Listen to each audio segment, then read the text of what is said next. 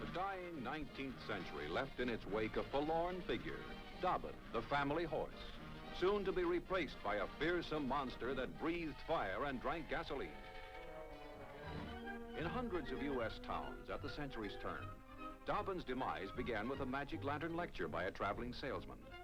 From the early steam cars onward, he told the history of mechanical transportation, a history culminating proudly in the horseless carriage. But many an earth-shaking event has low comedy beginning.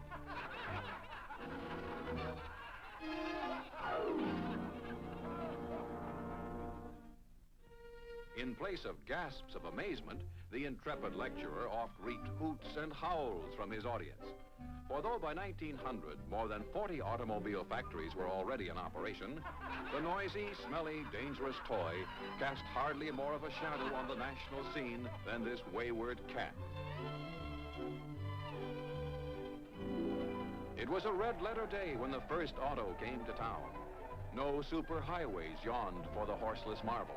As late as 1904, there were less than 150 miles of paved roads in all the United States. Belching smoke, the thing careened off, out-snorting and out-rearing the most rambunctious stallion. Chauffeurs of the period, studying how to drive step by step from a book of instructions, often learned to start before they learned to stop. Runaway cars became as commonplace as runaway horses. The entire population ran madly behind shouting advice, every word of it wrong.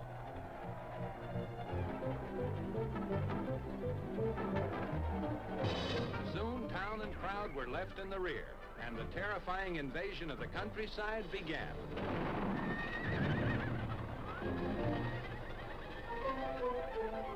The embattled farmer greeted the car with an affection reserved till then for the drought and boll weevil.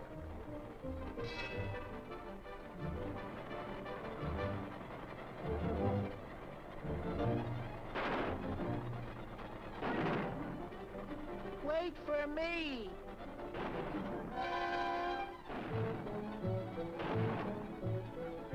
So the Iron Monster, cheered and jeered, loved and despised, cut a swath across rural America. And the rural America of trackless plains, impassable roads, and isolated farms was never again the same. The growing feud between horse owners and auto owners often erupted in match races. On such occasions, Dobbin frequently made his rival look sillier than ever. No one had invented the automobile. It had just grown like topsy over the years, the work of many men. Early models weren't built for speed. If they got you where you wanted to go, that was miracle enough. Dobbin breezed home to triumph and disillusionment, for the interest of the crowd was not in the victor, but the vanquished. Silently, without even noticing, the parade passed by. Within 3 decades, the horse, man's chief means of transportation for centuries, was to vanish almost entirely from the nation's thoroughfares. And this was the beginning. Over Main Street was sweeping a wondrous change.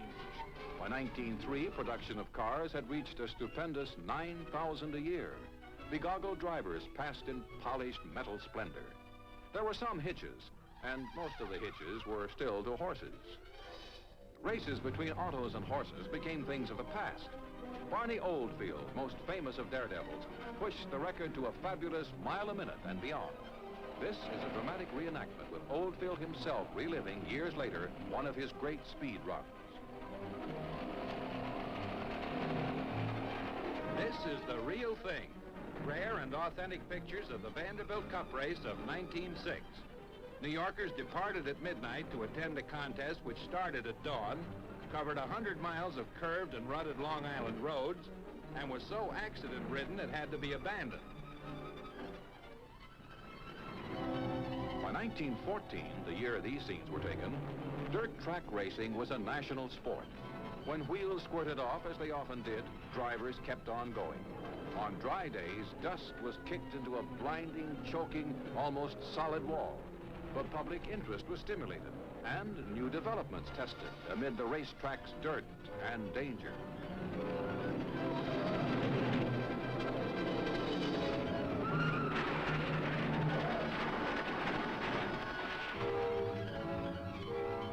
Altoona, Pennsylvania, they got rid of the dust by building a wondrous wooden saucer which became more oil-soaked and slippery with each passing year. Through the 1910s and 20s, the auto racing craze was at its height. Still bulky and unpredictable, automobiles seemed living things with personalities all their own. Like the horses before them, family cars and racers were given pet names, praised when they performed and soundly cussed when they didn't. In 1911, the Indianapolis 500 zoomed off on a brick track while old-time cameras clanked. With time out for 2 world wars, this most famous of American auto races has been held every Memorial Day since.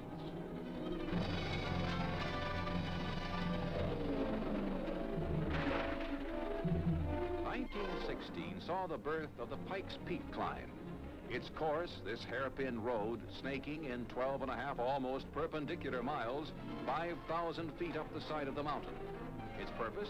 To test not only a car's speed, but of more importance, its endurance.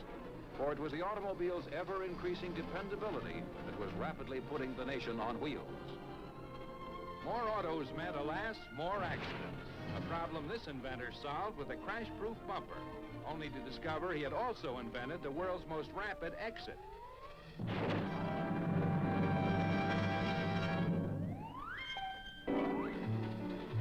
Another genius devised this supreme test. Kerplunked, flunked, junked. Back in 1916, cars came in every conceivable shape and size. There were 140 different U.S. manufacturers then. Today, there are 6. This Denver, Colorado street scene of 1919 shows that the traffic jam had come to stay. On New York's Fifth Avenue, also in 1919, the snarl led to the first traffic lights, complicated affairs operated by policemen in towers high above the hubbub. By 1920, 1 out of every 13 Americans owned a car.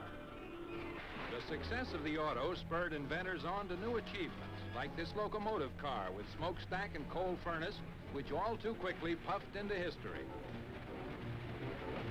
The torpedo car was designed to go 6 miles a minute if it didn't by accident sail straight off to Mars. Probably no vehicle ever looked so fast and went so slow. One inventor attempted to solve the problem of streamlining with the backwards car. He didn't cut down on wind resistance much, but boy, how he startled the other drivers.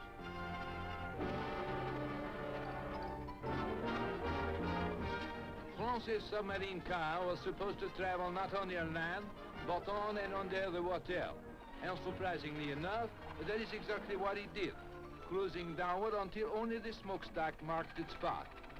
Oh, what a place to run out of gas. Most novel of auto inventions was England's Dynasphere, which did away with the car entirely and just used a tire. The driver acted as an inner tube. What a position the blighter will be in if the thing has a blowout. Jawohl, science really much forward with Germany's rocket car. The first model ran on a track. There was, of course, one small problem. The smoke. Years passed in experiment and labor. A new rocket is unveiled. The smoke problem? Don't give it a thought. We've got that licked.